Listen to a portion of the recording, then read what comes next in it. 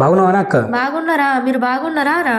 బాగున్నామే. మీ బావ వరకు వేసే కంపెనీ మూత పడడం వలన ఇంట్లో కొంచెం ఇబ్బంది అవుతుందిరా. నీ దగ్గర డబ్బులు ఉంటే ఏదైనా హెల్ప్ చేస్తావని ఫోన్ చేసినారా. మొన్న నాకు సాలరీ వస్తే పిల్లల స్కూల్ ఫీజు, ఇంటి అద్దె, ఈఎంఐలకి వీటికే సరిపోయినాయి. ఇప్పుడు నా దగ్గర డబ్బులు ఎక్కడివే? సారీ అక్క, ఏమనుకోకే. ఏం పర్లేదురా, ఉంటున్నా మరి.